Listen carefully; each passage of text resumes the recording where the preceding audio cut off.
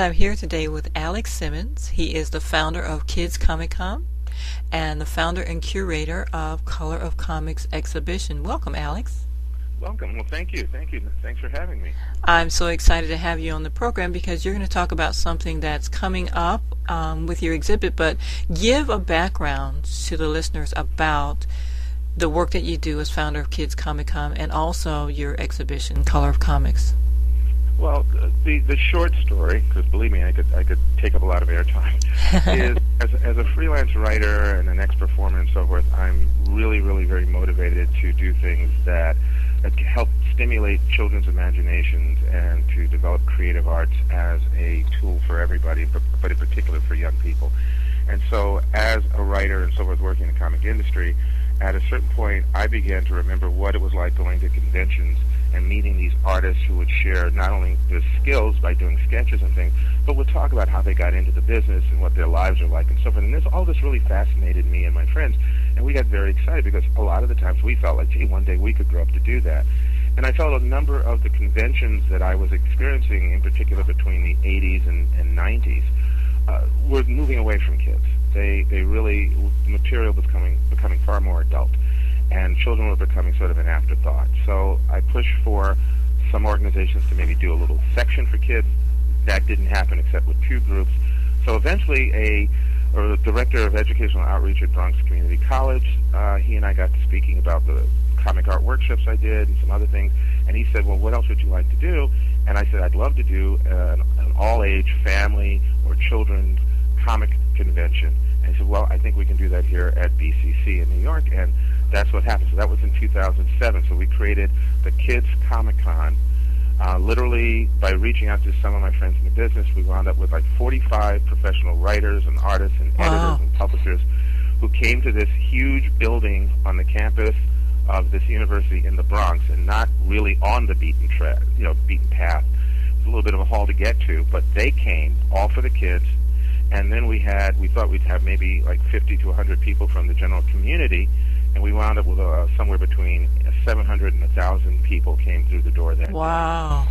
day. And we were giving free workshops on how to draw comics, how to create them, how to write them, coloring them, all of that, the process, how it's a business as well as a creative experience.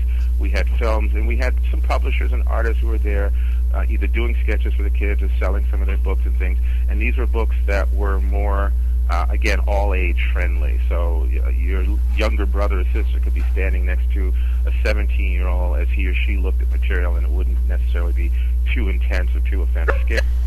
So we had a great time with that, and we continue to do it since that period. We've done it for 4 going on 5 years. And last year, we were invited to do a smaller version of it in Buffalo, New York, at an event with the Buffalo Erie County Library System, and then down here in Miami, as you know, last year, as part of the Miami Book Fair International. Very thrilled to bring that workshop and all that excitement and discovery to both those locations, and we were thankfully asked to come back to Buffalo and Miami this year as well, but we also received an invite to do something else, which I'll mention in a second. The Color of Comics exhibition came out of 2008. While doing the conventions and seeing how well that worked, we also wanted to address another issue. Now, I am an artist of color, and I know that many times when we, artists of color, get together, we talk about how many images of our people do not seem to be in mainstream media. And I understand that argument, and in some cases it is really sort of painful to see. But I also knew that there were a number of books and characters and so forth out there, and it seemed to me if we kept saying they weren't out there, we were doing a disservice to the people who created that, and we were ignoring what had been accomplished.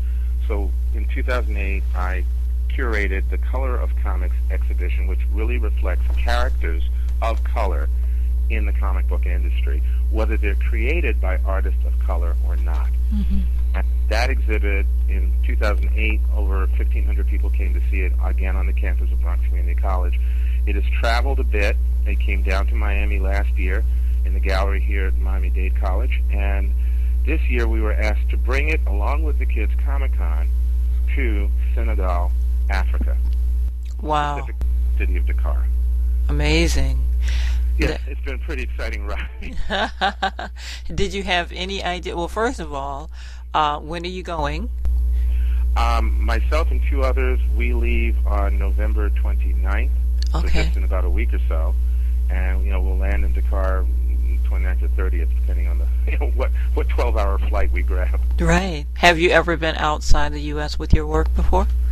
I have been outside the U.S. as a freelance writer. I've traveled various places to do research and so forth, and I've been to Africa, Kenya at that time, but I have not been to Western Africa, and I've not been to Senegal, most certainly, and certainly not with an exhibit or an event that I've created. Right. So this is extremely exciting, and to the best of my knowledge, and those who have supported this endeavor, and I'll tell you about that in a moment, this may be one of the first times anything like this has ever been done. Mm-hmm. Now, who is hosting? Yeah, who is hosting you? Your event? Well, we were invited down there initially by the Senegalese American Bilingual School, which is a middle school and high school facility there that was started about 15 years ago by a woman by the name of Stephanie Kane, who I believe was born in the United States but has since moved to Africa some years back. Okay. She started the school with, as I understand, about 7 to 9 students 15 years ago, and now it has something like, it was 9 students, that's right, because now the count is up to 700 students, and many of her high school graduates are here in the United States going to various colleges throughout the country. Okay. So she invited us down initially, knowing about both the Comic-Con and the exhibition, and talking to my associate, Eugene Adams. She spoke about how wonderful this would be for not only her students, but the community in which they lived. Mm-hmm. So we knew that we couldn't afford to financially do this, because this is not a money-making endeavor for us. Most of this is volunteer work, and in many cases, various supporters donate materials or books to us. Diamond has done this. Several publishers like Top Shelf or others like that have donated books for the kids. And Canson Paper Products and Sakura of America, both of these have donated art supplies, papers, and pens, and so forth. So we don't have deep pockets. So they decided they would do some sort of fundraiser on that side of the water, and we would do what we could on this side. And it took several months, and a couple of the fundraisers we did didn't work out as well as we were hoping. We were hoping for more support, and the times being what they are, and so forth. But we were able to, thankfully, raise sufficient money to take the three of us over, as well as some supplies that are being donated. And as I understand it, once we're there, one of the backers from that side is the American Cultural Center in Senegal. Okay. Now that's an arm of the American Embassy, as I understand it. Right. Right. Well, they knew the school, found out at the school's June graduation exercises that we were coming over, and they then offered to support this whole event on another level. They said, look, instead of having the event at your school, you could have it in the city at our facilities, and we would like to bus as many kids from the city into the event. So they're paying for the buses, they're paying for the children to be fed lunches and so forth. So I have no idea how many children we're going to see while we're there. And also, we found out as conversations with both the school and the cultural center continue to develop, we eventually found out that the Ministry of Education became a part of this, and so we're going to be doing 2 professional development workshops for something, as I understand it, over 45 teachers, on how to use comics in the classroom to engage their youth, in particular boys, in more pursuits of academic studies, but having a good time and holding that interest because of the phenomena of, imagination and fantasy. That is amazing. Did you have any idea when you started this exhibition that it was going to take you this far? Or was it one of those, well, we'll see what happens? There was that old saying from Little Acorns. Right. I think, people have asked me that question, and the absolute bottom line truthful response is, I can imagine all kinds of possibilities. That's the way my brain works. Okay. I think had you asked me did I believe it would become something like this? I would say no. But yeah, I mean, in my imagination, I thought, wouldn't it be great if one day we were able to do this sort of thing all throughout the U.S. Maybe we could do something in, and I immediately thought of Africa, Japan, parts of Europe, and it was there in the imagination, but it was not something that I said, yeah, as a matter of fact, in 2 years, this is what we're going to be doing. Right. It was not in your marketing plan that you were going to be going to say. and even when the school invited us, it was about going there for the kids at the school, going there for the community around the school. Right. And that was exactly where it was right up until we heard the American Cultural Center was involved. Wow. And then at that point, said, oh, well, that's great. And then we heard, oh, and this is what they'd like to do, and this is what they'll support. And it just sort of grew. And what's funny is it's almost like, you can't be a prophet in your own hometown, whereas we have to struggle sometimes to bring these kinds of programs to places here in our own city, in New York or wherever. They were so excited about this. Doors just kept swinging open. If you know anything about Senegal, there's two other things I'll tell you. One, the Cultural Center is also asking that we bring a smaller exhibit that can concurrently run in two other cities alongside the one in Dakar. So we'll have it in Dakar, and please forgive my pronunciation, folks, if I don't do this correctly.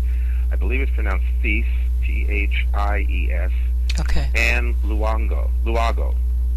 So both those two cities plus Dakar throughout the month of December, the exhibits will be hanging there.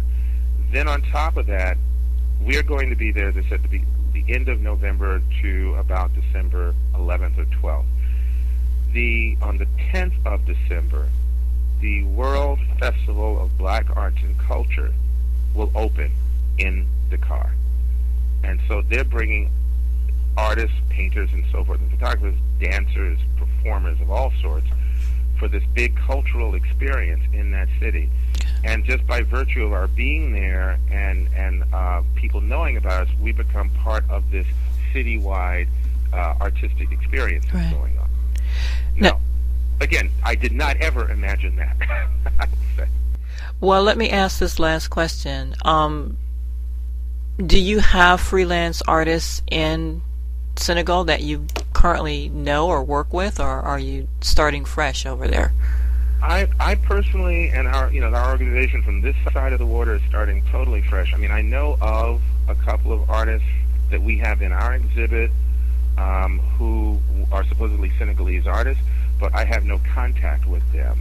And the people over in Senegal that we've been working with have supposedly reached out to the artistic community to see how many artists do comics and cartoons over there will be a part of a panel or conference that we'll be doing while we're there. So I can't say that I have pulled that together, but supposedly that is happening from their side. Right. Wow, that's amazing. That's amazing. Congratulations on all the great... You. I need to add that the website that's up right now is there because of you. Well, and I'm going to be watching to see when you're going to be on Facebook and on YouTube, but I won't push you because I know you're going to be out of the country for a while.